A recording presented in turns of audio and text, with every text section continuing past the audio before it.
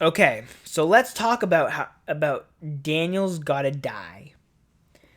So this movie follows Daniel, played by Joel David Moore, whose plan to reconnect with his family hits a snag when he discovers that they all want to kill him for his inheritance. Now, this movie was directed by Jeremy Lalonde. And what I've always said, and I say this about movies, I said this about Mission Impossible, I talk about this anytime I talk about a movie. When you get a movie of any genre, and in this case it's a comedy, and you get a comedy director and you get a decent surrounding talent, and you get someone at least who's above average and understands comedy at an above average level, or understands the genre at an above average level, right? You're gonna get a great movie. And in comedy, it's a little bit different than action movies. The action movies, there is an element of making, even if you have a not so great director, but you do have a great cinematographer, a great writer, you can kind of, make it all kind of work if you got a great star. But in this case, you have someone, and in the director, obviously cinematography again with comedy is a little bit weirder because it can't always cover up. Like action movies, if you have good action scenes, you're good, you're set. And if you have a decent story, and that's a lot of the writer, that's a lot of the cinematographer. The director obviously plays a part in that, but it isn't a necessity. But I think in this case, right, with comedy, it is a necessity because the director understands timing. Timing is not something you can always write. Sometimes it matters what's happening at the moment itself, right? And that's why you also need a cast that understands timing and understands comedy. And much like the movie, like Mission Impossible, Dead Reckoning, Part 1, you have a guy who's kind of this true comedy actor in Joel David Moore.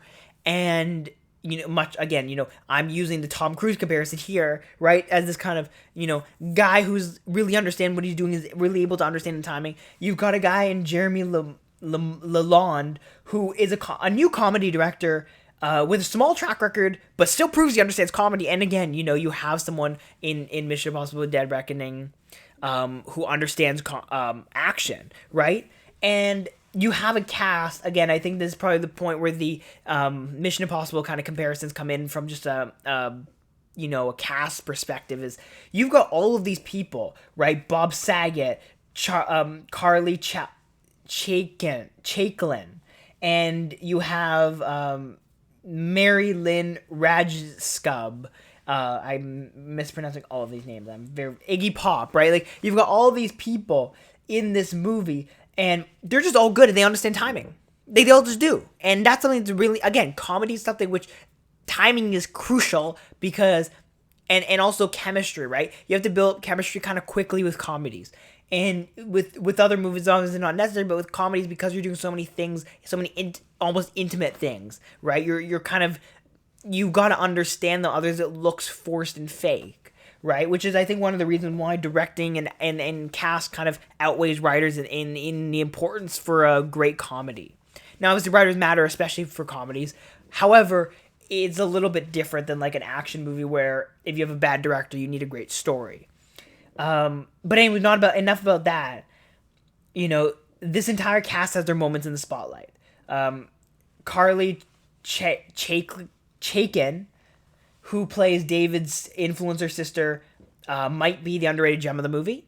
I think there are actually some points, and I think the biggest flaw with this movie is that everyone doesn't get enough shine. I think everyone gets some shine, but I think they didn't give everyone enough shine.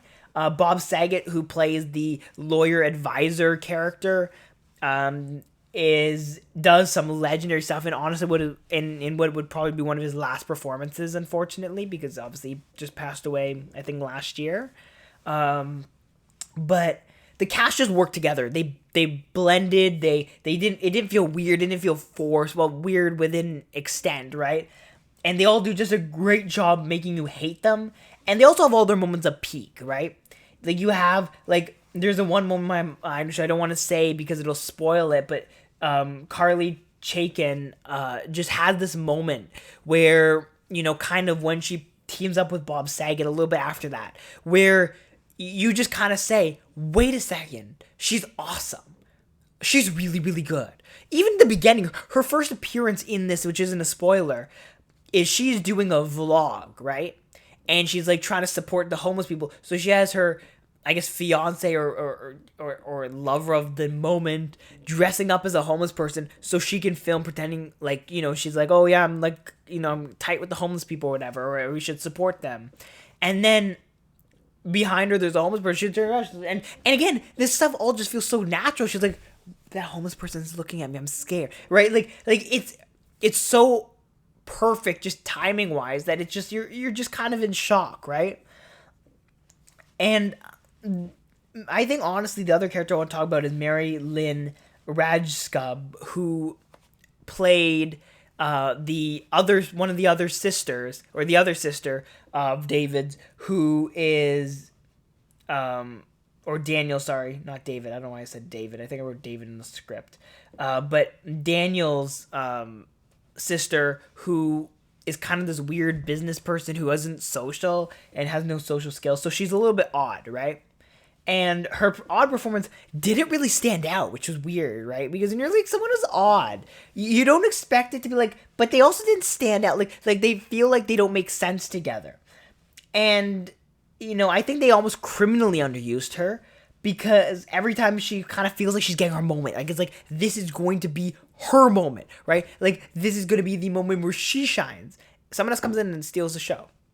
And I think that kind of happened over and over and over again, right? Like, literally, there was a point where she's having a moment and someone walks in the room and disrupts that moment. So she almost, like, as much as I said everyone gets their moments, I don't think she kind of got a lot of half moments, but as she was kind of getting, you're like, this is going to be her big moment.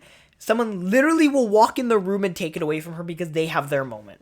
And I think that's something which kind of was weird. And I'm like, and like, I think that, again, I think one of my biggest criticism of this was there was a chronic underuse of all the best characters.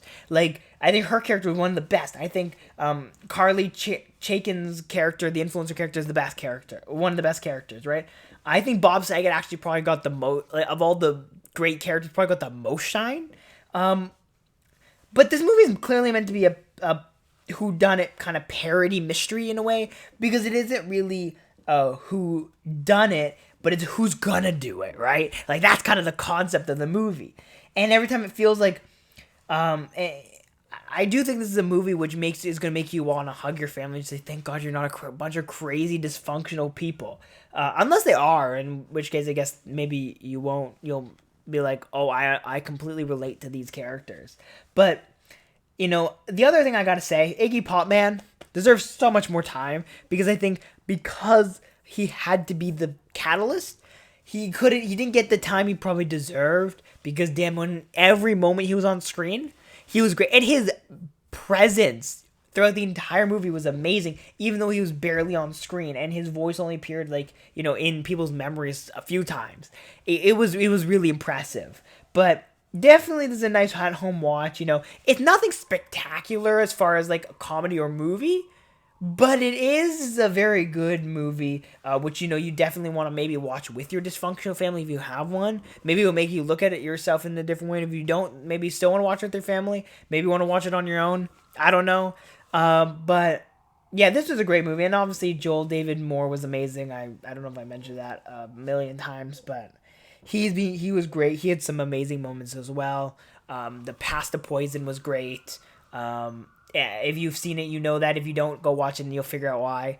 But yeah, honestly, I'd probably give this like a 7.5 out of 10. But I do definitely recommend it. It's fun and the cast works and it's just a great time. Anyways, see y'all. Bye.